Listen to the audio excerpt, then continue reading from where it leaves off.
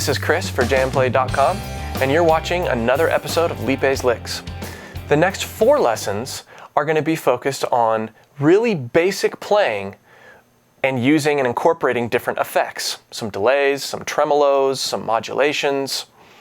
And I find with my own playing, when I start using effects like, real layered delay sounds or, some of the other ones that we just talked about, my playing really simplifies because I'm focused on building layers.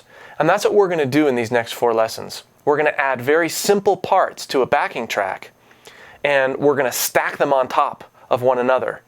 We're going to find a space in a track and create an ambience with a particular effect, with a particular line using an effect.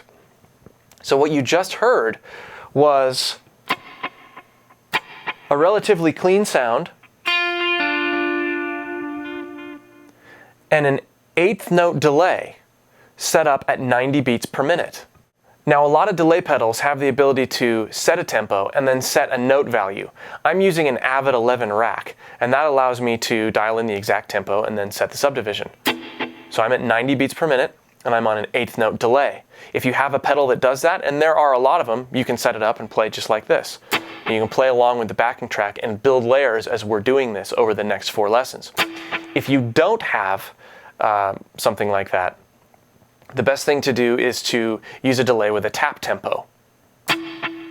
And then you can tap the exact repeat in. I'll also say this, these lines are so simple that we're going to be focusing less on the actual playing and more on the tone and the effect and the placement I have it in the track. All right? So we'll go over the fingering quickly for this first section. First of all, we're in G.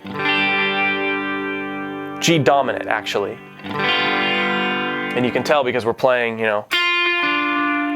that's a dominant extension of a G chord. We're going to C, back to G. And then we're doing the same thing again.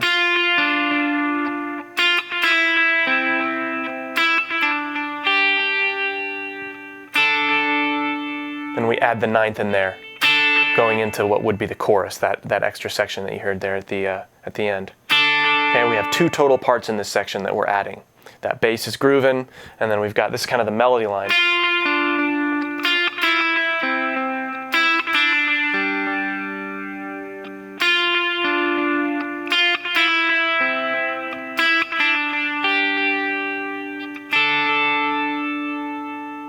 Okay, let's talk a little bit more about the effect. I'm playing a clean Marshall Plexi type sound with the outputs cranked and the gain cranked just a little bit. It's a clean based amp, so putting a lot of drive on it for that particular amp model makes it sound just barely broken up. And then I've got an analog delay model with just a little bit of modulation on it. So what that means is that the repeats, this is going to be clean. But the repeats are gonna mod just a little bit.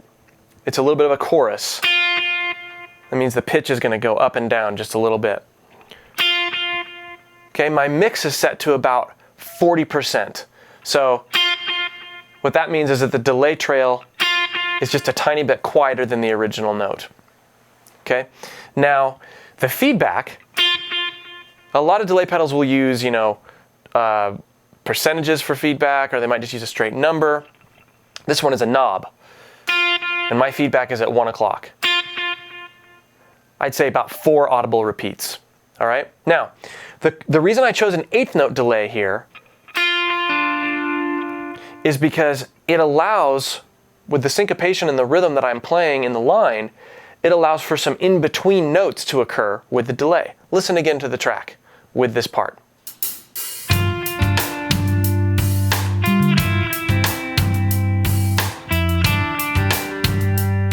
So what you heard, it's kind of this ambience. We don't want the notes the repeats to stand out too much, but every once in a while you heard another repeat.